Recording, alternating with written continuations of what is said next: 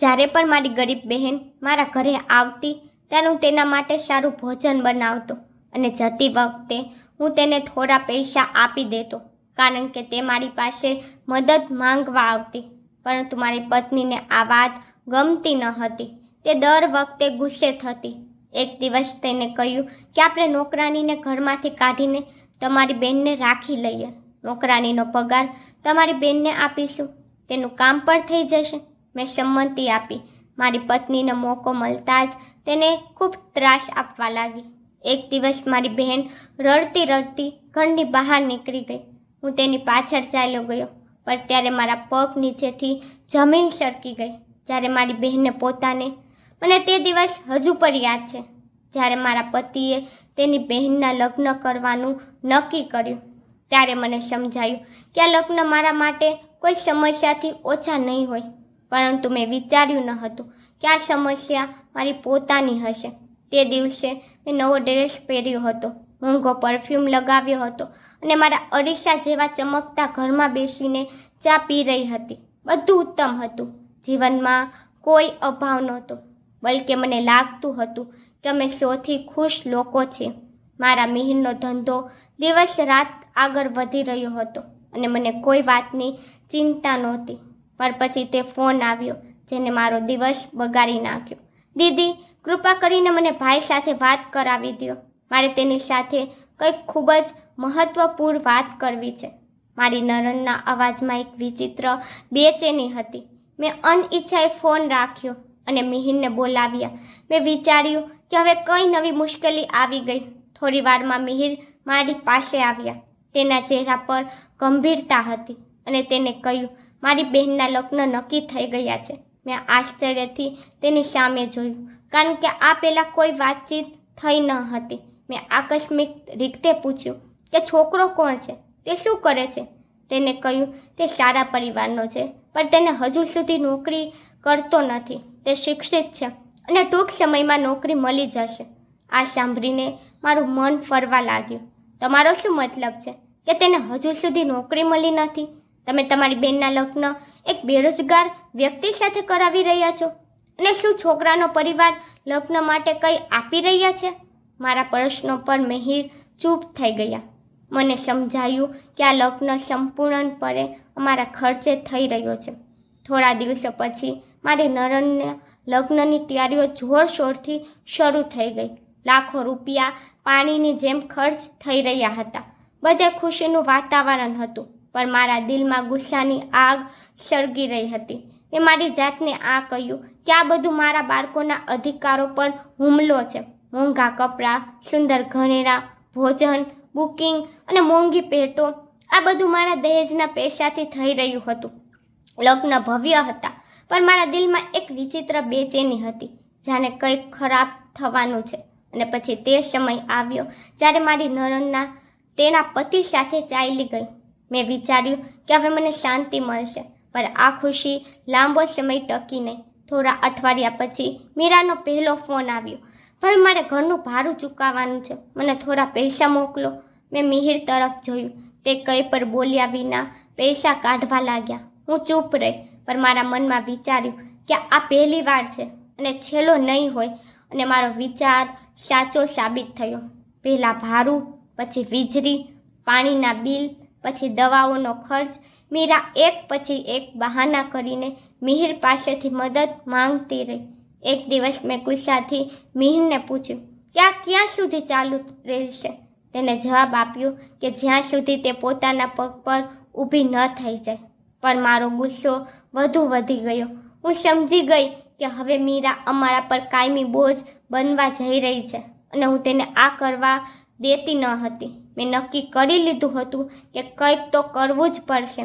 મીરાને એવો પાઠ ભણાવવો પડશે કે તે ફરી મદદ ન માંગી શકે. એવું ક્યાંય લખ્યું નથી કે અમે હંમેશા તેની મદદ કરતા રહીએ. મેં એક દિવસ ગુસ્સામાં મિહિરને આ વાત કહી, પણ તેને હંમેશાની જેમ ધીરજથી કહ્યું, તે મારી બહેન છે અને મુશ્કેલીમાં છે. હું તેને કેવી રીતે અવગણી શકું? અને જો તે ક્યારેય પોતાના પગ પર ઊભી નહીં થાય તો આપણે આ બોજ ક્યાં સુધી સહન કરીશું? મેં ગુસ્સામાં કહ્યું, પણ મિહિરને જવાબ ન આપ્યો. આગલી વખતે જ્યારે મીરા ઘરે આવી ત્યારે મેં મિહિરને અંદર મોકલ્યા અને દરવાજા પર આવીને ઊભી રહી ગઈ. તું આવી ગઈ? હવે તારે શું જોઈએ છે? મેં કટાશ ભર્યા સ્વરમાં પૂછ્યું. મીરાએ ખચકાટ સાથે કહ્યું, ભાભી, મને ખબર છે કે હું વારંવાર મદદ માંગવા આવું છું, પણ પરિસ્થિતિ ખૂબ જ ખરાબ છે. જો તમે ઈચ્છો તો હું બદલામાં કંઈક કામ કરી શકું છું. બસ મને થોડા પૈસા આપો. આ સાંભળીને મારા અંદર એક ચિનગારી ભડકી ઉઠી. આ યોગ્ય સમય છે, મેં વિચાર્યું. મેં કૃત્રિમ સહાનુભૂતિ સાથે કહ્યું, જો તું ખરેખર કામ કરવા તૈયાર છો તો તું અમારા ઘરમાં નોકરાની બની શકે છે. તને પૈસા મળશે અને તારું માન પણ રહેશે. મને ખાતરી હતી કે મીરા તરત જ ના પાડી દેશે, પણ નવાઈની વાત એ હતી કે તેને માથું નમાવીને કહ્યું, જો આનાથી સમસ્યાનું નિરાકરણ આવે તો મને કોઈ વાંધો નથી. તેનો જવાબ મારા માટે અણધાર્યો હતો. મેં વિચાર્યું કે તે પાછળ ફરીને ચાલી જશે, પણ તે ખરેખર કામ કરવા તૈયાર થઈ ગઈ. બીજા દિવસે તે સમયસર આવી ગઈ. તેના કપડાં સાદા હતા, પણ તેની આંખોમાં એક વિચિત્ર ચમક હતી. મેં જાણી જોઈને તેને કોઈ યુનિફોર્મ ન આપ્યો, પણ તેને આખું ઘર સાફ કરવાનો આદેશ આપ્યો. આ બધું તારી ભાભીની મહેરબાની છે કે તને તારા કામ માટે તને પૈસા આપી રહી છે, નહીં તો લોકો તને લાચાર વ્યક્તિ જેમ નકારી કાઢે. મેં કઠોર સ્વરમાં કહ્યું, પણ મીરાએ કંઈ કહ્યું નહીં. તેને ફક્ત માથું નમાવીને સફાઈ શરૂ કરી. મેં જાણી જોઈને તેને ફ્લોર પર બેસાડીને વાસણો ધોવા કહ્યું, જેથી હું તેનું અપમાન કરી શકું, પણ તેના ચહેરા પર કોઈ ગુસ્સો નહોતો. તેની ધીરજ જોઈને મને આશ્ચર્ય થયું. સાંજે જ્યારે કામ પૂરું થયું ત્યારે મેં જાણી જોઈને તેને ઓછા પૈસા આપ્યા અને કહ્યું કે આ તારા માટે પૂરતા છે, વધુ અપેક્ષા રાખતી નહીં. પણ તે ચૂપ રહી. તે મૌને મને બેચેન કરી નાખી. મને એવું લાગવા લાગ્યું કે હું જીતીને પણ હારી રહી છું. એક દિવસ મેં નક્કી કર્યું કે હવે હું આ નાટકનો અંત લાવીશ. મારે તેને કાયમ માટે ઘરમાંથી કાઢવી હતી. બીજા દિવસે મેં કબાટમાંથી મારી સૌથી કિંમતી સોનાની વીંટી કાઢી ને તેને છુપાવી દીધી. મીરા રાબેતા મુજબ તેના કામમાં વ્યસ્ત હતી. રસોડામાં તે વાસણો ધોતી હતી. મેં મોકાનો લાભ લીધો અને બધાની સામે બૂમ પાડી, મારી વીંટી ક્યાં છે? તે હમણાં જ અહીં હતી. મિહિર અને નોકરાની બંને આશ્ચર્યથી મારી સામે જોવા લાગ્યા. મીરાએ પણ પોતાના હાથ રોકી લીધા અને મૂંઝવણમાં મારી તરફ જોયું. તે ક્યાં જઈ શકે? ઘરમાં આપણે જ છે અને સવારથી કોણ કામ કરી રહ્યું છે? મેં મીરા તરફ જોયું. મારો સ્વર સ્પષ્ટપણે આરોપ લગાવી રહ્યો હતો. મીરાએ તરત જ કહ્યું, ભાભી, મેં કંઈ લીધું નથી. જો તમે ઈચ્છો તો મારી શોધ કરી શકો છો. મેં તરત જ મોટા અવાજે કહ્યું કે ચોક્કસ શોધ કરવામાં આવશે. મેં તેની વસ્તુઓમાં શોધખોળ શરૂ કરી અને મેં તેના દુપટ્ટાનો ખૂણો ખોલતાની સાથે જ ત્યાં વીંટી ચમકી રહી હતી. આખા ઘરમાં શાંતિ છવાઈ ગઈ. મિહિર એ આશ્ચર્ય અને ગુસ્સાથી તેની બેન તરફ જોયું, પણ મીરા એવી રીતે ઊભી રહી ગઈ જાણે તે પોતે જ વિશ્વાસ કરી રહી ન હોય. આ શું છે? આ તારી પાસે કેવી રીતે આવી? મેં ઝેરી સ્વરમાં પૂછ્યું.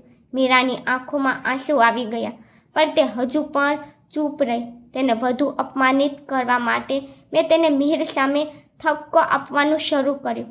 અમને તારા પર દયા આવી અને તારી મદદ કરી અને બદલામાં તે ચોરી કરવાનું યોગ્ય માન્યું. તને શરમ આવી જોઈએ, મિહિર કઠોરતાથી કહ્યું, પરંતુ તેની આંખોમાં ઊંડી નિરાશા હતી. અંતે મિહિરે થાકેલા અવાજમાં કહ્યું, બહેન, હવે તું અહીંથી ચાલી જા તો સારું. આ સાંભળીને મારી જીતનો સમય આવી ગયો. મેં ખુશીથી ઊંડો શ્વાસ લીધો, પણ મારા ચહેરા પર કંઈ દેખાવા ન દીધું. મીરાએ મારી સામે જોયું. તેની આંખોમાં કોઈ ગુસ્સો નહોતો. કદાચ તેના પોતાના સગાઓએ તેના પર વિશ્વાસ ન કર્યો હોવાથી એક દુઃખ હતું. તે શાંતિથી તેનો દુપટ્ટો પકડીને બહાર નીકળી ગઈ. મિહિરે લાંબા સમય સુધી શાંતિથી બેઠા રહ્યા. મોકો જોઈને મેં મારા ચહેરા પર પસ્તાવો લાવ્યો અને કહ્યું, તમે જુઓ, જેના પર આપણે વિશ્વાસ કર્યો હતો તેને જ આપણને દગો આપ્યો છે. મિહિરે ઊંડો શ્વાસ લીધો અને બસ આટલું જ કહ્યું કે મને આશા હતી કે તે આવું નહીં કરે, પણ કદાચ હું ખોટો હતો. મને અંદરથી ખુશી થઈ કે આ મામલો કાયમ માટે સમાપ્ત થઈ ગયો. પણ મને ખબર નહોતી કે ભાગ્યએ મારા માટે બીજો ખેલ તૈયાર કર્યો છે. એક રાત્રે બધું બદલાઈ ગયું. તે રાત બીજી રાત જેવી જ હતી. હું અને મિહિર અમારા રૂમમાં હતા. ઘરની બધી લાઇટો બંધ હતી અને નોકરો પર તેમના રૂમમાં ચાલ્યા ગયા હતા. હું સપનામાં ખોવાઈ ગઈ હતી. ત્યારે અચાનક મને જોરથી અવાજ સંભળાયો, દરવાજો તોડો અને પૈસા કાઢો, નહીંતર મારી નાખીશું. મારી આંખો ડરથી ખુલી ગઈ. મિહિર પર ગભરાઈને ઊભા થઈ ગયા. ઘરમાં ચીસો પડતી હતી. તેઓ લૂંટારા હતા. મારા મોંમાંથી એક ધીમી ચીસ નીકળી ગઈ. મારું દિલ જોરથી ધબકવા લાગ્યું. મિહિરે ઝડપથી મોબાઈલ ઉપાડ્યો, પણ તે જ સમયે એક ગર્જના ભર્યો અવાજ આવ્યો, સાવધાન, કોઈએ પોલીસને બોલાવવાનો પ્રયાસ ન કરે. અમે બંને ધ્રુજી રહ્યા હતા. પછી જોરથી દરવાજો વાગવા લાગ્યો. મને લાગ્યું કે બધું જ ખતમ થઈ ગયું છે. થોડી વારમાં બધું લૂંટાઈ ગયું. તેઓ બધું જ લઈ ગયા. ઘરેણાં, પૈસા, કિંમતી વસ્તુઓ. ઘરનો એક ખૂલો ખાલી લાગતો હતો. હું જમીન પર બેસી ગઈ અને મારી આંખોમાંથી આંસુ વહેવા લાગ્યા. આ બધું કેવી રીતે થયું? આપણી બધી સંપત્તિ ચાલી ગઈ. મેં ધ્રુજતા અવાજમાં કહ્યું. મિહિર પર શાંતિથી લૂંટાયેલી ત્રિજોરી તરફ જોઈ રહ્યા હતા. તેના ચહેરા પર એક વિચિત્ર સ્થિતિ હતી, જાણે તે કોઈ બીજા વિચારમાં ખોવાઈ ગયા હોય. પછી અચાનક તેને કહ્યું, શું આ મારી બહેનનો શ્રાપ છે? મારું દિલ એક ક્ષણ માટે ધ્રુજી ગયું. શું આ ખરેખર શ્રાપ હતો? મને મીરાનું મૌન યાદ આવ્યું. તે કંઈ બોલ્યા વિના જતી રહી હતી. શું તેને તેના આંસુઓમાં પ્રાર્થના કરી હતી, જે અમારા પર પડી ગઈ? પણ મિહિરના આંખોમાં શંકાના પડછાયા ઘેરવાઈ લાગ્યા હતા. શું આપણે ખરેખર ખોટું કર્યું? શું મારી બેન ચોર નહોતી? જો તે માસૂમ હતી તો આપણે તેના પર કેટલો મોટો આરોપ લગાવ્યો. મિહિરના શબ્દો મારામાં એક વિચિત્ર અસ્વસ્થતા પેદા કરી રહ્યા હતા. આ એક સંયોગ છે, મેં જબરદસ્ત સ્મિત સાથે કહ્યું. આ મીરાના કારણે એવું નથી બન્યું. દરેક જગ્યાએ લૂંટફાટ થઈ રહી છે. પણ મને મારા પોતાના અવાજમાં જૂઠની લાગણી અનુભવી. પછીના થોડા દિવસોમાં બધું બદલાવા લાગ્યું. પહેલાં ધંધામાં નુકસાન થયું. પછી મિહિરના કેટલાક નજીકના મિત્રોએ પણ તેનાથી દૂર રહેવાનું શરૂ કર્યું, જ્યારે બધું હાથમાંથી સરકી રહ્યું હોય. હું હંમેશા મારી જાતને મજબૂત માનતી હતી. હું એવી સ્ત્રીઓમાંથી નહોતી જે ફક્ત પોતાના પતિ પર આધાર રાખે છે. મારી પાસે સારી નોકરી હતી અને તેનાથી મને હંમેશા એવું લાગતું હતું કે હું કોઈના પર બોજ નથી. પરંતુ પછી એક દિવસ ઓફિસમાંથી એક ઈમેલ આવ્યો. અમને જણાવતા દુઃખ થાય છે કે કંપનીની આર્થિક સ્થિતિને ધ્યાનમાં રાખીને કેટલાક કર્મચારીઓને તેમની નોકરીમાંથી છૂટા કરવામાં આવી રહ્યા છે અને તમે પણ તેમાં સામેલ છો. મારી નજર સામે અંધાર છવાઈ ગયું. આ કેવી રીતે થઈ શકે? હું ખૂબ સારું પ્રદર્શન કરી રહી હતી. તેઓએ મને કેમ કાઢી મૂકી? મેં તરત જ મારા અધિકારીને ફોન કર્યો, પરંતુ તેમણે મને સ્પષ્ટપણે કહ્યું કે આ નિર્ણય બદલી નહીં શકાય. મેં મારી જાતને કાબૂમાં રાખવાનો પ્રયાસ કર્યો અને વિચાર્યું કે કાંઈ વાંધો નહીં, મિહિરની આવક છે. પણ જ્યારે મેં તેને આ સમાચાર કહ્યા ત્યારે તેના ચહેરા પર કોઈ આશ્ચર્ય નહોતું. તે થોડીવાર ચૂપ રહ્યા, પછી બોલ્યા, મારી કંપની પર ખરાબ હાલતમાં છે. ગઈકાલે જ 3 મોટા ગ્રાહકોએ કોન્ટ્રાક્ટ રદ કર્યો. મેં તેમને આઘાતમાં જોયા અને કહ્યું, તમે મને આ પહેલાં કેમ ન કહ્યું કે હું તને પરેશાન કરવા માંગતો ન હતો? પણ સત્ય એ છે કે કંપની ખોટમાં જઈ રહી છે. મેં પહેલાં પણ કેટલીક લોન લીધી હતી. જો પરિસ્થિતિ આવી જ રહી તો આપણે આપણું ઘર પણ વેચવું પડી શકે છે. ઘર વેચવું? આ સાંભળીને મને લાગ્યું કે જાણે મારા પગ નીચેથી જમીન સરકી ગઈ હોય. થોડા દિવસો પછી જ્યારે પરિસ્થિતિ વધુ ખરાબ થવા લાગી ત્યારે અમે અમારા નજીકના સંબંધીઓ પાસેથી મદદ માંગવાનું વિચાર્યું. મેં મારા એક શ્રીમંત સહેલીને ફોન કર્યો, જેની સાથે હું મોંઘા કાફેમાં બેસીને જીવનનો આનંદ માણતી હતી. અરે યાર, તને ખ્યાલ નથી કે અમે કેટલી મુશ્કેલ પરિસ્થિતિમાંથી પસાર થઈ રહ્યા છીએ. જો તું મને કોઈ રીતે મદદ કરી શકે તો. મેં મારું વાક્ય પૂરું પણ કર્યું ન હતું ત્યારે તેને હસતા હસતા કહ્યું કે કે મને આ સાંભળીને દુઃખ થયું, પણ તને ખબર છે કે હું પણ ખૂબ વ્યસ્ત છું. આ ફક્ત તારા માટે પ્રાર્થના કરી શકું છું. અને પછી ફોન ડિસ્કનેક્ટ થઈ ગયો. મને લાગ્યું કે કોઈએ મને જોરથી થપ્પડ મારી છે.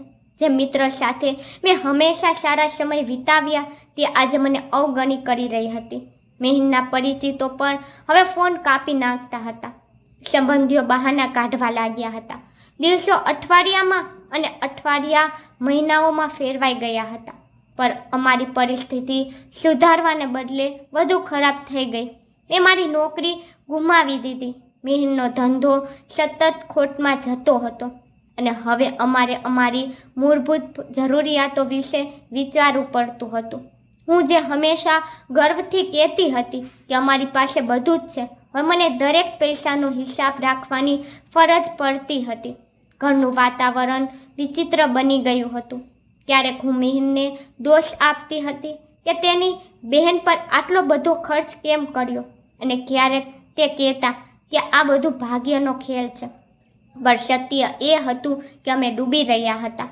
એક દિવસ મેં જુદી જુદી જગ્યાએ નોકરીની અરજીઓ મોકલી, પણ ક્યાંયથી કોઈ જવાબ ન મળ્યો.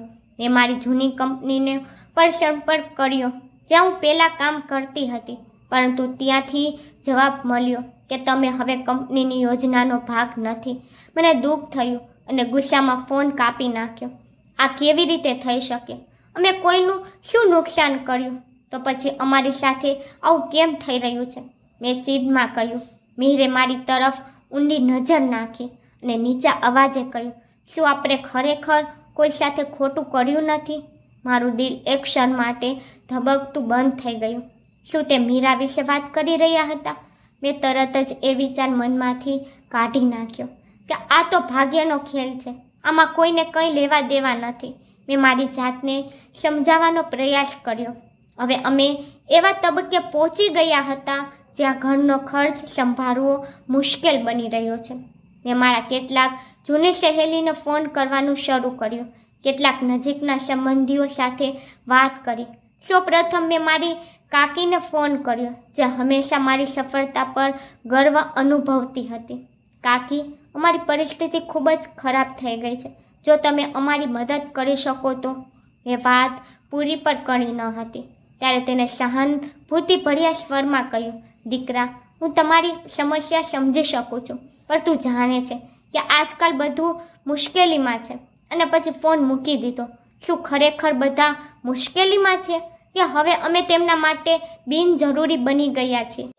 થોડા દિવસોમાં એ વધુ સ્પષ્ટ થઈ ગયું કે ત્યાં સુધી લોકો તમારી સાથે છે જ્યાં સુધી તમે તેમના સમાન છો. જેમ જેમ તમે નબળા પડો, બધા દૂર થઈ જાય છે. થોડા દિવસો પછી હું એક સંબંધીના ઘરે ગઈ, એ જ જેની સાથે અમે દરેક લગ્ન અને ખુશીમાં ભાગ લેતા હતા. આ સમય ફક્ત થોડા સમય માટે છે. અમને થોડી મદદની જરૂર છે. પરિસ્થિતિ સુધરતા જ અમે બધું પાછું આપીશું. મારા અવાજમાં એક વિનંતી હતી જે પહેલાં ક્યારેય નહોતી. સંબંધીએ સહાનુભૂતિથી મારી તરફ જોયું અને સ્મિત સાથે કહ્યું, બહેન, તું જાણે છે કે આજકાલ પરિસ્થિતિ કેટલી મુશ્કેલ છે. મારા પોતાના ખર્ચાઓ પણ ઘણા છે. ત્યાંથી ઉઠતી વખતે મને મારામાં એક વિચિત્ર ખાલીપણું લાગ્યું. આ એ જ લોકો છે જેમના માટે મેં પાર્ટીઓનું આયોજન કર્યું હતું, જેમને મેં મોંઘી ભેટો આપી હતી, જેમની સાથે મેં ખુશ દિવસો વિતાવ્યા હતા, અને આજે તેઓ મને ઓળખવાનો ઇનકાર કરી રહ્યા છે. મારામાં જે ગર્વ હતો તે ચકનાચૂર થઈ ગયો હતો. એક પછી એક બંધ થઈ રહેલા દરવાજાઓ મને જીવનમાં પહેલીવાર લાચાર બનાવી દીધી હતી. જ્યારે મેં મારી નોકરી ગુમાવી હતી ત્યારે પણ આશા હતી કે મને ટૂંક સમયમાં નવી નોકરી મળશે, પરંતુ હવે દરેક દિશામાં ફક્ત મને નિરાશા જ દેખાતી હતી. હું દરરોજ સવારે વહેલી ઉઠીને મારા બધા પ્રમાણપત્રો, અનુભવ કાર્ડ અને બાયોડેટા લઈને અલગ અલગ ઓફિસોમાં જતી હતી. દરેક જગ્યાએ મને એક જ જવાબ મળતો હતો, તમારી લાયકાત ખૂબ સારી છે, પણ અત્યારે અમારી પાસે તમારા માટે કોઈ જગ્યા નથી. અમે તમારું કાર્ડ રાખી લઈએ, મોકો મળતા જ અમે તમને ફોન કરીશું. અત્યારે બજારની સ્થિતિ ખૂબ જ ખરાબ છે, થોડો સમય રાહ જુઓ. દરેક ઇનકારથી મારી ધીરજ નબળી પડી ગઈ હતી. હું જે ગઈકાલ સુધી એક મજબૂત સ્ત્રી હતી, હવે ઘરે ઘરે ભટકતી હતી. ક્યારેક હું મારી નણંદને ધિક્કારતી હતી અને આજે હું પોતે પણ આવી જ પરિસ્થિતિમાં હતી. એક દિવસ હું એક જૂના પરિચિતની ઓફિસમાં ગઈ. તે પહેલાં મિહિરનો મિત્ર હતો અને અમે તેની સાથે ઘણી વખત લંચ અને ડિનર કર્યું હતું. સર, મને કોઈ પણ પદ પર રાખો, મને કોઈ પણ કામ આપો, હું ફક્ત કામ કરવા માંગુ છું, મેં વિનંતી કરતાં કહ્યું. તેને મારી તરફ ધ્યાનથી જોયું અને પછી હળવા સ્મિત સાથે કહ્યું, બહેન, તમારા જેવી સ્ત્રી માટે અહીં કામ કરવું સરળ નહીં હોય. આ સામાન્ય લોકો માટે છે અને તમારે સારી નોકરી મળવી જોઈએ. આટલું કહીને તે બીજા કોઈ કામમાં વ્યસ્ત થઈ ગયા, જાણે હું ત્યાં હાજર જ ન હોઉં. મારા ગળામાં કંઈક અટકવા લાગ્યું. હું સમજી ગઈ હતી કે તેના શબ્દોનો અર્થ શું છે, કે તેઓ મને કામ આપવા માંગતા ન હતા. આ એ જ વ્યક્તિ હતો જે દરેક જગ્યાએ અમારો મિત્ર બનવા માટે ઉત્સુક હતો. આજે તે મને ઓળખવાનો પણ ઇનકાર કરી રહ્યો હતો. હવે ઘરમાં ખાવાની વસ્તુ પણ ઓછી થવા લાગી હતી.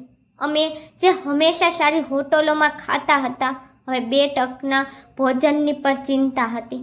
મેં બીજી જગ્યાએ નોકરી માટે અરજી કરી, પણ દરેક જગ્યાએ એ જ જવાબ મળ્યો, અમને માફ કરજો, અમારી પાસે અત્યારે કોઈ જગ્યા નથી. મિહિરના ચહેરા પર ઉદાસી સતત વધી રહી હતી. જે હંમેશા મજબૂત રહેતા હતા તે હવે તૂટેલા દેખાતા હતા. શું આ એ જ લાગણી છે જે મીરાએ અમારી મદદ માંગતી વખતે અનુભવી હશે? આ પ્રશ્ન મારા મનમાં સતત ફરતો હતો. નિરાશા, લાચારી, ગરીબી, આ બધું મારા જીવનના નવા પાસા બની ગયા હતા. દરરોજ હું કોઈને કોઈ ઓફિસમાં ફરતી, દરવાજો ખટખટાવતી, પણ દરેક જગ્યાએ મને એક જ જવાબ મળતો, માફ કરજો, અત્યારે કોઈ જગ્યા ખાલી નથી. એક દિવસ હું એક એજન્સી દ્વારા નોકરી શોધી રહી હતી ત્યારે મને એક ઓફિસમાંથી ફોન આવ્યો. અમને હવેલીમાં કામ કરવા માટે એક જવાબદાર મહિલાની જરૂર છે. નોકરી સારી છે, પગાર યોગ્ય છે અને રહેવાની વ્યવસ્થા પણ છે. આ સાંભળીને મારા દિલમાં આશાનું કિરણ જાગ્યું. આ મોકો મારા માટે શ્રેષ્ઠ હોઈ શકે છે. કદાચ જીવન ફરી સારું બનશે. મેં તરત જ તે નોકરી માટે સંમતિ આપી. બીજા દિવસે હું આપેલા સરનામે પહોંચી. સામે એક ભવ્ય હવેલી ઊભી હતી, ખૂબ જ મોંઘી, દરેક ખૂણેથી ભવ્યતા દેખાતી હતી. મને લાગ્યું કે આ જગ્યા ખરેખર કોઈ ધનવાન વ્યક્તિની હોવી જોઈએ. જો મને અહીં નોકરી મળી જાય તો કદાચ અમારી પરિસ્થિતિ બદલાઈ જશે. મારું દિલ બેચેન રીતે ધબકતું હતું. આ એ જ મોકો હતો જેની હું લાંબા સમયથી રાહ જોઈ રહી હતી. મેં એક ઊંડો શ્વાસ લીધો અને દરવાજો ખટખટાવ્યો. જે સત્ય બહાર આવવાનું હતું તે મારી કલ્પનાથી પણ બહાર હતું. થોડીવાર પછી દરવાજો ખુલ્યો. એક નોકરાનીએ મને અંદર આવવાનો ઇશારો કર્યો અને મને ડ્રોઈંગ રૂમમાં બેસાડી. મારા મનમાં અસંખ્ય પ્રશ્નો હતા. આ કોનું ઘર છે? શું માલિક મારી સાથે કઠોર વર્તન કરશે? શું કામ સરળ હશે કે મુશ્કેલ?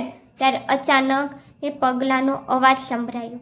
નોકરાનીએ ધીમેકથી કહ્યું, માલકીન આવી રહી છે. હું તરત જ સીધી થઈ ગઈ, પણ મેં ઉપર જોયું કે તરત જ મને લાગ્યું કે સમય થંભી ગયો હોય. આશ્ચર્યથી મારી આંખો પહોળી થઈ ગઈ. મારી સામે ઊભેલી સ્ત્રી બીજી કોઈ નહીં પણ મારી નણંદ મીરા હતી. મારું શરીર શૂન્ય થઈ ગયું હતું, જાણે કોઈએ મારા પગ નીચેથી જમીન ખેંચી લીધી હોય. આ કેવી રીતે શક્ય છે? મીરા, મારી એ જ નણંદ, આ હવેલીની માલકીન? મારા મનમાં ઘણા પ્રશ્નો ઊભા થવા લાગ્યા. તે લાચાર, જરૂરિયાતમંદ, બરબાદ થઈ ગઈ હતી, તો પછી તે અહીં કેવી રીતે? મીરાના ચહેરા પર કોઈ આશ્ચર્ય નહોતું, બલ્કે એક વિચિત્ર શાંતિ હતી. તે શાંતિથી મારી સામે જોઈ રહી હતી, જાણે તેને પહેલેથી જ ખબર હતી કે હું આવીશ. શું તે બદલો લેશે? મારું દિલ વધુ ઝડપથી ધબકવા લાગ્યું. મીરા થોડી વાર શાંતિથી મારી સામે જોઈ રહી હતી. પછી હળવું સ્મિત કરતાં તેને કહ્યું, બેસો ભાભી, બેસો. મેં આશ્ચર્યથી તેની તરફ જોયું. શું મેં સાચું સાંભળ્યું? તે મને બેસવા માટે કહી રહી હતી. તે મને અપમાનિત કરવાનો પ્રયાસ કરી રહી છે. મારા પગ ધ્રુજી રહ્યા હતા. હું ધીમે ધીમે સોફા પર બેસી ગઈ. મારા હાથની આંગળીઓ ધ્રુજી રહી હતી. મારું દિલ ડરથી ધ્રુજી રહ્યું હતું. તે કંઈ કેમ બોલી રહી ન હતી. તે મારું અપમાન કેમ કરી રહી ન હતી. તે મારા પર પોતાનો ગુસ્સો કેમ કાઢી રહી ન હતી. શું તે મારા પર કોઈ મોટો હુમલો કરવા જઈ રહી છે? રૂમમાં એક ઘેરી શાંતિ છવાઈ ગઈ. મીરાએ કંઈ પણ બોલ્યા વિના નોકરાનીને ઇશારો કર્યો અને મારા માટે ચાનો ઓર્ડર આપ્યો. ચા? મારું મન ચા સ્વીકારવા તૈયાર નહોતું. આ એ જ સ્ત્રી છે જેને હું એક સમયે મારી નોકરાની તરીકે ધિક્કારતી હતી અને આજે તે મને આદરપૂર્વક ચા આપી રહી છે. મેં મારી આંખો નીચી કરી લીધી. મારી અંદરનો અહંકાર સંપૂર્ણપણે તૂટી ગયો હતો. હું તેની આંખોમાં કેમ જોઈ શકતી ન હતી? આ લાગણી મને અંદરથી તોડી રહી હતી. મીરાએ ધીમેથી પૂછ્યું, ભાભી, તમે અહીં કામ માટે આવ્યા છો? મને એવું લાગ્યું જ્યારે કાંટા મારા ગળામાં વિંધાઈ ગયા હોય. શું તે જાણે છે કે હું તેની નોકરાની બનવા આવી છું? મેં ધ્રુજતા હોઠ સાથે કહ્યું, હા, જો અહીં કોઈ કામ હોય તો હું તે કરી લઈશ. મારા અવાજમાં પહેલાં જેવો આત્મવિશ્વાસ નહોતો. મીરાએ થોડી ક્ષણો વિચાર્યું અને પછી હસીને કહ્યું, મને મહેનતુ લોકો હંમેશા પસંદ આવે છે. જો તમે પણ અહીં કામ કરવા માંગતા હો તો મને કોઈ વાંધો નથી. મને એવું લાગ્યું કે મારું આત્મસન્માન તૂટી ગયું હોય. હું ઈચ્છતી હતી કે તે મારું અપમાન કરે, મને મારી ભૂલનો અહેસાસ કરાવે, મને ખરાબ બોલે, પરંતુ તે બદલાઈ ગયેલી વ્યક્તિ બની ગઈ હતી.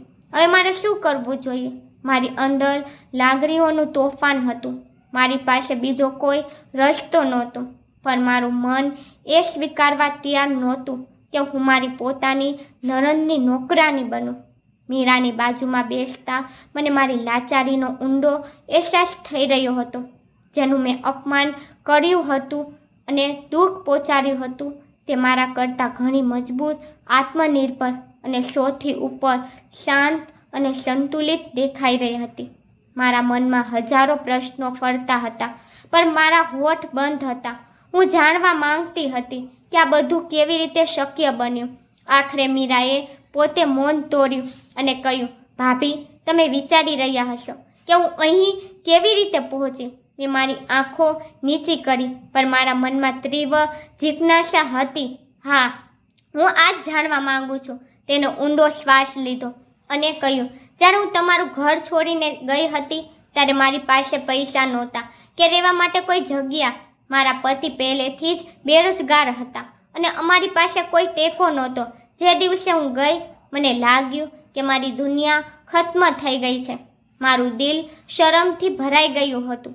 પછી તે શું કર્યું? મેં ધીમા અવાજે પૂછ્યું.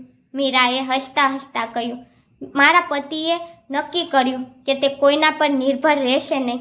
તેમણે નાના મોટા કામ કર્યા, આખો દિવસ રાત સખત મહેનત કરી. એક મિત્રની સલાહ પર તેને કપડાનો વ્યવસાય શરૂ કર્યો અને ધીમે ધીમે પરિસ્થિતિ સુધરવા લાગી. ભગવાને અમારા ઈરાદાઓને ફળ આપ્યું અને થોડા વર્ષોમાં અમે અમારા પોતાના પગ પર ઊભા થઈ ગયા. થોડા વર્ષોમાં? મેં આશ્ચર્ય સાથે વિચાર્યું. હું હંમેશા વિચારતી હતી કે મીરા નિષ્ફળ જશે, તે બરબાદ થઈ જશે, પરંતુ તે અને તેનો પતિ આજે સખત મહેનત કરીને આ સ્થાન પર પહોંચી ગયા હતા. મીરાએ કહ્યું, જ્યારે બધાએ અમારો સાથ છોડી દીધો હતો ત્યારે ભગવાને અમને સહારો આપ્યો. મેં ધીરજ રાખી, સખત મહેનત કરી અને ક્યારેય કોઈની સામે ભીખ માંગી નહીં. આ શબ્દો મારા દિલ પર તીરની જેમ લાગી રહ્યા હતા અને હું આ બધા પાસેથી મદદ માંગતી રહી અને બધાએ પીઠ ફેરવી લીધી. મીરાનું વર્તન વિજેતા જેવું હતું. તે મને ટોરા મારતી ન હતી કે ન તે મારી પાસે બદલો લેવાનો પ્રયાસ કરતી હતી. તેના સ્વરમાં એક વિચિત્ર આશ્વાસન હતું જે મને વધુ બેચેન બનાવી રહ્યું હતું. આ એ જ આશ્વાસન હતું જે ત્યારે મળે છે જ્યારે કોઈના દિલમાં ગુસ્સો, ઈર્ષા કે દ્વેષ ન હોય.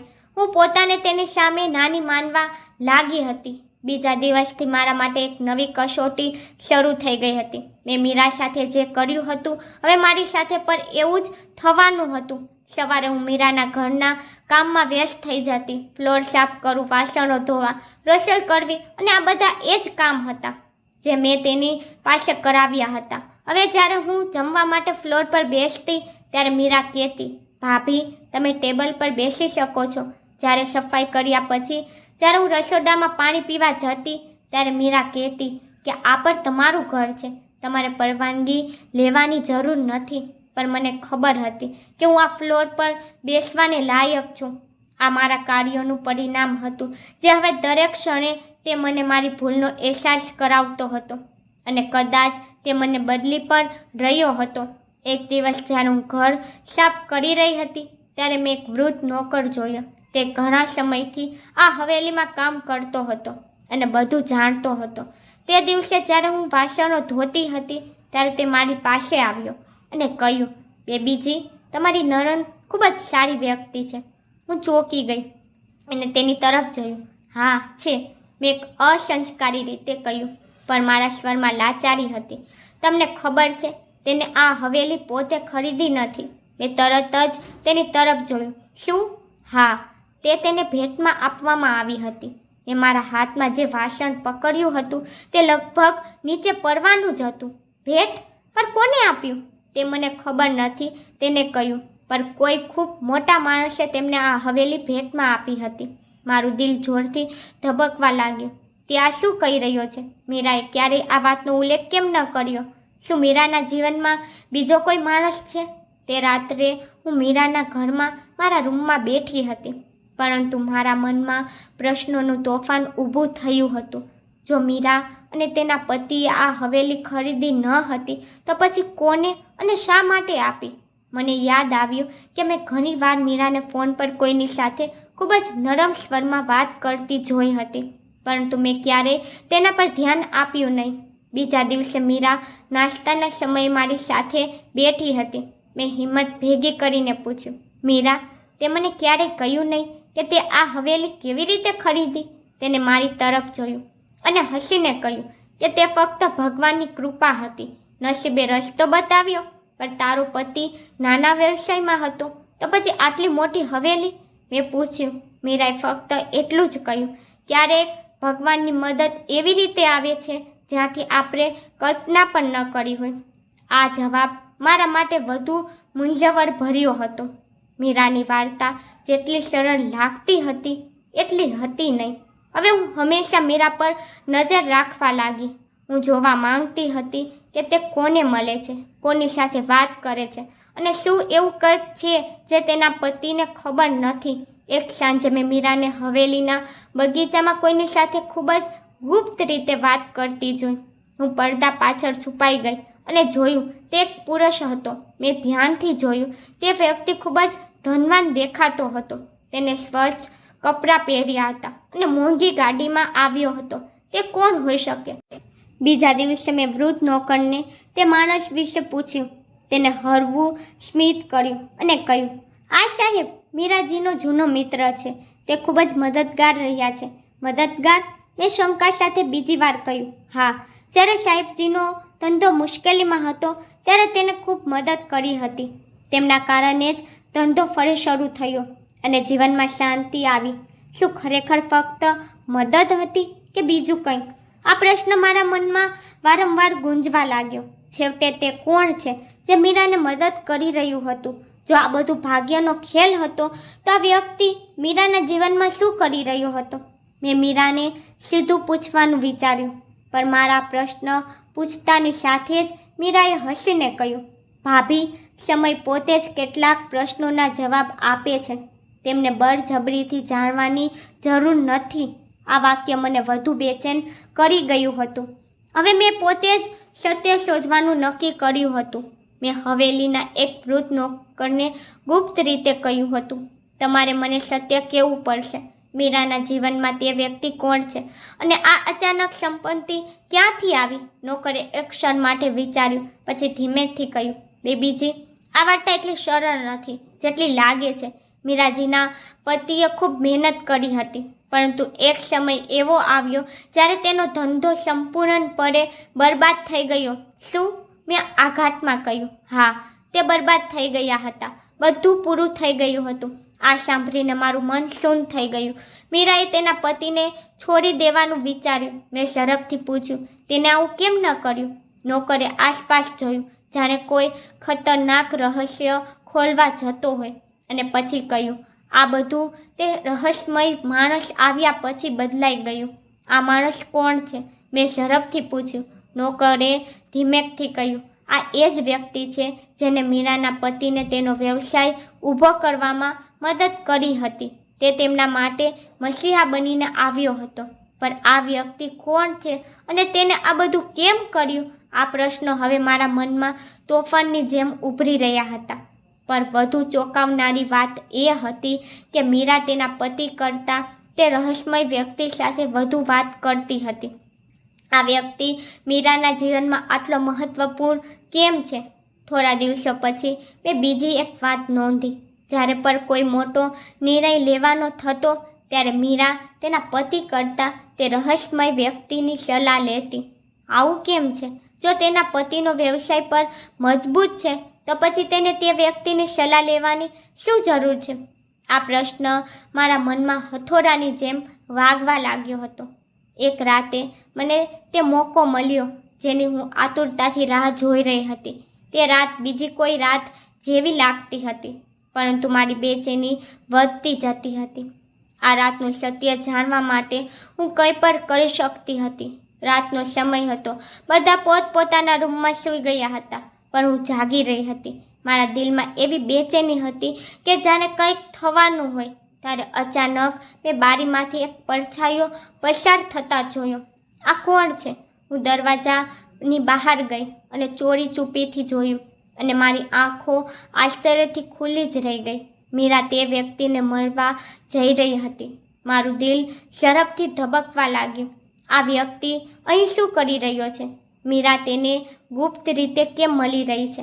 હું આશ્ચર્યથી વિચારવા લાગી અને હું ચોરી ચૂપીથી તેમની તરફ જવા લાગી, જેથી હું તેમની વાતચીત સાંભળી શકું.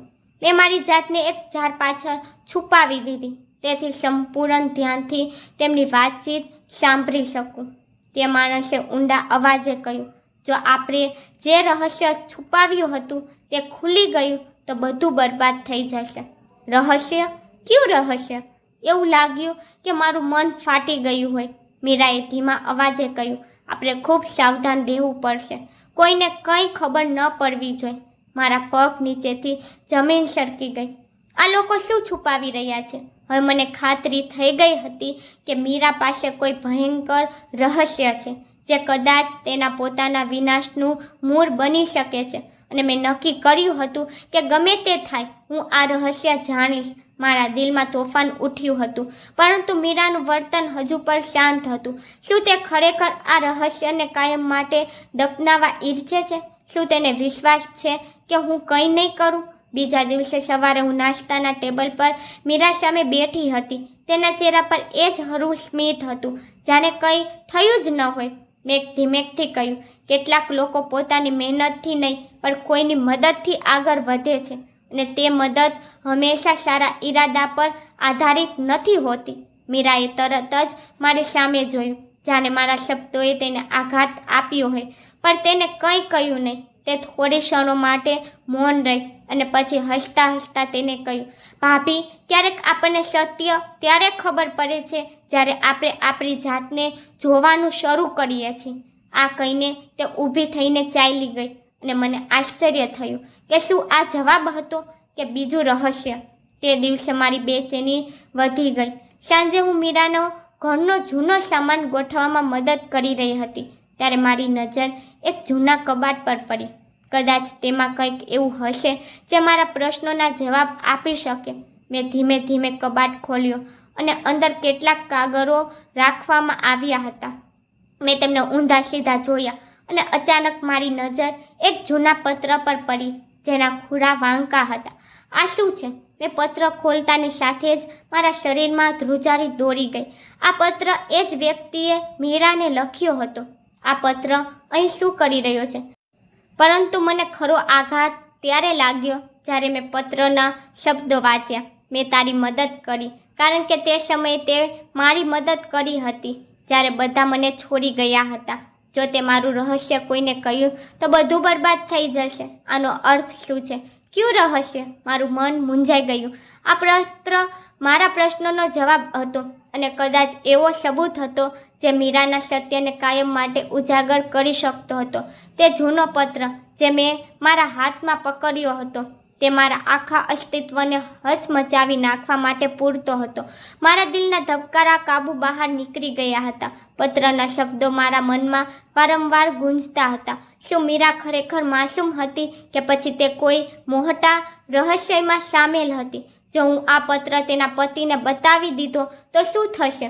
આ વિચાર મારા દિલમાં આગની જેમ ફેલાવા લાગ્યો. મેં ઝડપથી તે પત્ર ફરીથી વાંચ્યો, પણ મારું મન સતત પ્રશ્નોથી ભરેલું હતું. શું મીરા ખરેખર માસૂમ હતી કે પછી તેના જીવનમાં પણ કોઈ રહસ્ય હતો જે તે હંમેશા છુપાવતી હતી? મને યાદ આવ્યું કે મીરાનો પતિ મોટે ભાગે તેના કામમાં વ્યસ્ત રહેતો હતો અને મીરા ઘણીવાર તેના નિર્ણયો માટે તે જ રહસ્યમય વ્યક્તિની સલાહ લેતી હતી. મેં પત્ર ફરીથી વાંચ્યો. દરેક શબ્દ મારા મનમાં હથોડાની જેમ વાગી રહ્યો હતો. જો તું મારું રહસ્ય કોઈને કહીશ તો બધું બરબાદ થઈ જશે. શું તે ધમકી હતી કે વિનંતી? હવે મેં નક્કી કરી લીધું હતું કે હું આ પત્ર મીરાના પતિને આપીશ. હું બધું સ્પષ્ટ કરીશ. તેને સત્ય જાણવાનો અધિકાર છે. પરંતુ રૂમમાં પહોંચતાની સાથે જ મારો ફોન વાગવા લાગ્યો. નંબર અજાણ્યો હતો. મેં મૂંઝવણમાં ફોન ઉપાડ્યો અને બીજી બાજુથી અવાજ આવતા જ મારું શરીર ધ્રુજી ઉઠ્યું. તાત્કાલિક હોસ્પિટલ આવો. મીરાની તબિયત ઘણી બગડી ગઈ છે. મારો શ્વાસ બંધ થઈ ગયો હતો. તમે શું કહો છો? તે ઠીક હતી. તેને હમણાં જ બેભાન અવસ્થામાં લાવવામાં આવી છે. ડૉક્ટર કહી રહ્યા છે કે કેસ ગંભીર છે. પત્ર લગભગ મારા હાથમાંથી પડી ગયો. આ શું થઈ રહ્યું છે? હું મીરાનું રહસ્ય ખોલવા જઈ રહી હતી અને તે જ ક્ષણે તે બીમાર પડી ગઈ. શું આ માત્ર એક સંયોગ હતો? એક વિચિત્ર ભય મારા દિલમાં બેસી ગયો. શું મેં કોઈ મોટી ભૂલ કરી છે? હોસ્પિટલના દરવાજા પર પગ મૂકતાની સાથે જ મારું દિલ વધુ ઝડપથી ધબકવા લાગ્યું. શું હું મીરાને છેલ્લી વાર જોવા જઈ રહી છું? આ વિચારીને મારા દિલમાં એક અજાણ્યો ભય જાગ્યો. જ્યારે હું રૂમમાં પ્રવેશી ત્યારે તે ચોક્કસપણે થાકેલી દેખાતી હતી, પણ તેની આંખોમાં એ જ શાંતિ હતી, જાણે તે જાણતી હતી કે હવે સમય આવી ગયો છે જ્યારે બધી સત્યતા બહાર આવશે. મારી આંખોમાંથી આંસુ આવી ગયા. હું તેની પાસે ગઈ અને તેનો હાથ પકડ્યો. મીરા, મને ખૂબ શરમ આવે છે. મારો અવાજ ધ્રુજતો હતો. મેં તારી સાથે ખૂબ ખરાબ વર્તન કર્યું. મેં તારા પર ચોરીનો આરોપ લગાવ્યો. મેં તને નોકરાનીની જેમ રાખી. મેં તને ઘરમાંથી કાઢી મૂકી અને છતાં તે ક્યારેય બદલો લીધો નહીં. તું આટલી ચૂપ કેમ છે? તેને ધીમા સ્મિત સાથે મારી સામે જોયું અને ધીમેકથી કહ્યું, મને તમારાથી કોઈ ફરિયાદ નથી ભાભી, પણ કદાચ હવે સમય આવી ગયો છે કે હું તમને એક એવું સત્ય કહું જે તમારી બધી ગેરસમજો દૂર કરી દેશે. મારી આંખોમાં આશ્ચર્ય અને બેચેની એકસાથે દેખાઈ. કેવું સત્ય? મેં ચિંતાથી પૂછ્યું. તેને ઊંડો શ્વાસ લીધો અને કહ્યું, જે દિવસે તમે મને ઘરમાંથી કાઢી મૂકી તે દિવસે મને ખરેખર ખૂબ પીડા થઈ રહી હતી, પણ મેં હિંમત ન હારી. હું મારા પતિ સાથે એક નાના શહેરમાં ચાલી ગઈ જ્યાં મેં સીવણકામ શરૂ કર્યું. હું તેને આશ્ચર્યથી જોવા લાગી. હા, મેં સખત મહેનત કરવાનું શરૂ કર્યું. મને કોઈની મદદની જરૂર નહોતી. મને ખબર હતી કે જો હું પ્રામાણિકપણે કામ કરીશ તો ભગવાન મારો સાથ આપશે. મીરા થોડીવાર માટે ચૂપ થઈ ગઈ, જાણે તેને પોતાની તકલીફ યાદ આવી ગઈ હોય. પછી તેને કહ્યું, પછી એક દિવસ મારા જીવનની સૌથી મોટી કસોટી આવી. હું રસ્તા પરથી પસાર થઈ રહી હતી ત્યારે અચાનક એક વૃદ્ધ માણસ મારી સામે પડી ગયો. તે ખૂબ જ ઘાયલ હતા અને લોકો તેને મદદ કરવાને બદલે અવગણી રહ્યા હતા. હું તરત જ તેને હોસ્પિટલ લઈ ગઈ અને ઘણા દિવસો સુધી તેની સંભાળ રાખી. આ તે ક્ષણ હતો જેને મારું ભાગ્ય બદલી નાખ્યું. હું તેને સંપૂર્ણ એકાગ્રતાથી સાંભળી રહી હતી, જાણે હું કોઈ વાર્તા નહીં પણ સત્ય શોધી રહી હોય. તે વ્યક્તિ કોણ હતો? મેં અધિતાથી પૂછ્યું. તે એક સફળ ઉદ્યોગપતિ હતો, મીરાએ શાંત સ્વરે કર્યું. જ્યારે તે સ્વસ્થ થયા ત્યારે તે મારી પ્રામાણિકતા અને મહેનતથી ખૂબ પ્રભાવિત થયા. તેને મને તેના વ્યવસાયમાં એક મોકો આપ્યો અને તે મારો માર્ગદર્શક બન્યા. આ બધું કેવી રીતે શક્ય બન્યું? મેં આશ્ચર્યથી કહ્યું. પ્રમાણિકતા અને ધીરજ વ્યક્તિને તે આપી શકે છે જે તે ક્યારેય કલ્પના પણ ન કરી શકે. મીરાએ ધીમેકથી કહ્યું. હવે મારું દિલ તેના પર વિશ્વાસ કરી રહ્યું હતું, પરંતુ એક પ્રશ્ન હજુ પણ મારા મનમાં ઘૂમતો હતો. જો આ બધું સાચું છે તો તે રહસ્યમય વ્યક્તિ કોણ હતો જેને મેં તારી સાથે ગુપ્ત રીતે મળતા જોયો હતો?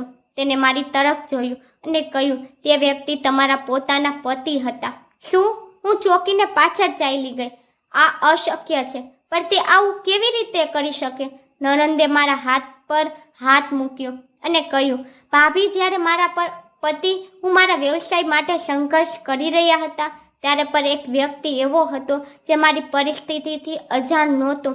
તમારા પતિએ હંમેશા મારી સંભાળ રાખી, પણ ચોરી છુપે તે મારી સીધી મદદ કરી શકતા નહોતા, કારણ કે તે જાણતા હતા કે તમને તે ગમશે નહીં, પણ તેમને ક્યારેય મારો સાથ છોડ્યો નહીં.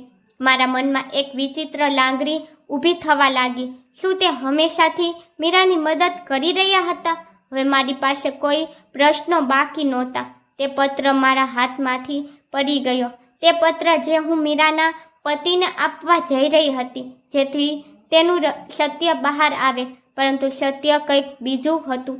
તે હું જ હતી જેને હંમેશા મીરાને ગેરસમજ સમજી. મેં તેની સાથે અન્યાય કર્યો, મેં તેને ત્રાસ આપ્યો, અને છતાં તે મને પ્રેમ કરતી રહી. મારી આંખોમાંથી આંસુ વહેવા લાગ્યા. મીરા, હું ખરેખર તારી ગુનેગાર છું, મેં કહ્યું. તેને હળવેકથી મારો હાથ પકડીને કહ્યું, ભાભી, જ્યારે ભગવાન માફ કરી શકે છે તો પછી હું કેમ નહીં? આ સાંભળીને મારું ગર્વ તૂટી ગયું. આ સત્ય હતું. આ મારા કાર્યોનું પરિણામ હતું.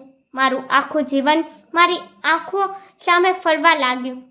આજ તે શીખ હતી જે મેં આજે શીખી હતી કે સાચો પ્રેમ અને ક્ષમા બદલાની ભાવના કરતાં ઘણા મહાન હોય છે. મારી આંખોમાં આંસુ આવી ગયા. મને હંમેશા લાગતું હતું કે મીરા નબળી છે, તે મારી દયા પર છે, તે ક્યારેય પોતાની મેરે કંઈ કરી શકશે નહીં. પણ સત્ય એ હતું કે હું આંધળી હતી. તેને પોતાની મહેનત અને આત્મવિશ્વાસથી બધું જ પ્રાપ્ત કર્યું હતું. તેને જીવનની મુશ્કેલીઓનો સામનો કર્યો હતો, સમયની કસોટી પર ખરી ઉતરી હતી, અને સૌથી ઉપર તેને બદલો લેવાને બદલે માફ કરવાનું શીખ્યું. તો હવે મને કહો કે કોણ વધુ શક્તિશાળી નીકળ્યું, જે અહંકારમાં રહેતી હતી તે કે જે મીરા, જેને ધીરજ અને હિંમતથી પોતાનું ભાગ્ય લખ્યું હતું? બધું જાણ્યા પછી પણ તું ચૂપ કેમ રહી? મેં ધ્રુજતા અવાજે પૂછ્યું. મીરા, જ્યારે તને ખબર હતી કે મેં તારા પર ચોરીનો આરોપ લગાવ્યો છે, ત્યારે પણ તું મને કેમ નફરત ન કરી? તેને હળવા સ્મિત સાથે કહ્યું, કારણ કે મને વિશ્વાસ હતો કે સમય તમને બધું બતાવશે.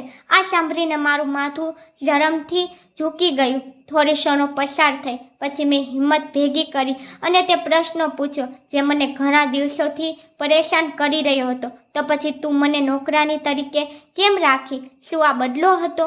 મીરાએ આશ્ચર્યથી મારી સામે જોયું અને શાંત સ્વરે કહ્યું, ના, આ એક પાઠ હતો. પાઠ? મેં આશ્ચર્યથી બીજી વખત કહ્યું. હા. તેને કહ્યું, હું ઈચ્છતી હતી કે તમે એ વાત સમજો કે સન્માન પૈસાથી નહીં પણ ચારિત્ર્યથી મળે છે. મીરાના શબ્દો મારા દિલને સ્પર્શી ગયા. મેં હંમેશા સન્માનને પૈસા સાથે જોડ્યા હતા, પરંતુ મીરાએ તે માન તેના ચરિત્ર અને હિંમત સાથે મેળવ્યો હતો. હવે મને સમજાયું કે ખરી જીત બદલામાં નહીં પણ ક્ષમા અને સત્યમાં છે. મારા આંસુ અટકાતા નહોતા. મેં મીરાનો હાથ પકડીને રડતા રડતા કહ્યું, હું તને નફરત કરતી હતી, પણ આજે તને જોયા પછી હું તને સાચો પ્રેમ કરવા લાગી છું. તેને મારા આંસુ હળવેકથી લૂછ્યા અને કહ્યું, હું તમને હંમેશા મારી બહેન માનતી હતી. તમારી નફરત મારા માટે ક્યારેય મહત્વની નહોતી. આ સાંભળીને મારી આંખો ઝૂકી ગઈ. મીરાએ મને ત્રાસ આપ્યો નહીં, પરંતુ મને એક એવો પાઠ શીખવ્યો જે કદાચ જીવન મને ક્યારેય શીખરાવત. તે દિવસે મેં નક્કી કર્યું કે હું મારું જીવન બદલીશ અને મીરાની જેમ ધીરજ અને પ્રામાણિકતાથી જીવીશ. મેં જે શીખ્યું તે જ વાસ્તવિક સફળતા છે. વાર્તાનો અંત આવ્યો, પણ એ સંદેશ સાથે કે જીવનમાં બધું પાછું આવે છે. તો મિત્રો, આ આજની વાર્તા હતી. આ વાર્તા વિશે તમારો શું અભિપ્રાય છે? કોમેન્ટ બોક્સમાં જણાવજો. તમને વાર્તા ગમી હોય તો વિડીયોને લાઈક કરો અને ચેનલને સબસ્ક્રાઈબ કરો. આભાર.